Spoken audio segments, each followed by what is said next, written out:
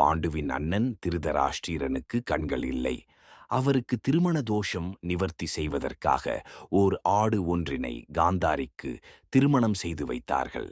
இதை அப்போது அறிந்தவர் பீஷ்மர் மற்றும் சகுனியின் தந்தை இருவர் மட்டுமே. ஆனால் அந்த விஷயம் வெளியே தெரிந்துவிடக் கூடாது மற்றும் அவரை கொல்லவும் கூடாது என்ற காரணத்தினால் பீஷ்மர் சகுனியின் தந்தை மற்றும் அவர் குடும்பத்தார் குழந்தைகள் அனைவரையும் ஓர் அறையில் சிறை வைத்து ஒருவருக்கு ஒரு கை உணவு மட்டுமே கொடுக்க வேண்டும்.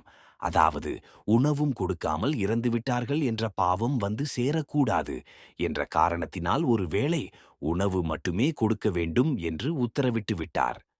அரசாங்க உறவு முறையில் இருக்கும் ராஜாக்களும் பீஷ்மரும் செய்த தவறுகளுக்கு நம்மை பழி வாங்குகிறார்கள் என்ற கோபம், ஒன்றுமே செய்ய முடியாத இயலாமை ஆகியவை சகுனியின் தந்தையின் புத்தியை வேலை செய்ய வைத்தது. யாரேனும் ஒருவர் மட்டுமே உயிர் பிழைத்து வெளியே சென்று அந்த வம்சத்தை வேரறுக்க வேண்டும் என்று கங்கணம் கட்டிக்கொண்ட சகுனியின் தந்தை தனக்கு கிடைத்த ஒரு கை உணவை சகுனிக்கு மட்டுமே உணவளித்துவிட்டு மீதி குழந்தைகள் அனைவரும் பசியிலிருந்து உயிரை விட்டார்கள். சகுனியின் தந்தையும் சாகும் தருவாயில் சகுனியின் காலை உடைத்து விட்டார்.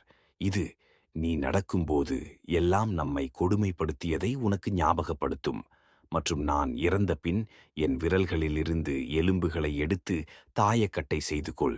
நீ விரும்பும் சமயம் அதில் நான் இறங்கி நீ வேண்டும் எண்களை உத்தரவாதம் செய்து தருவேன் என்று உறுதி எழுதிவிட்டு இறந்துவிட்டார். சகுனியும் அவ்வாறே செய்து கொண்டார்.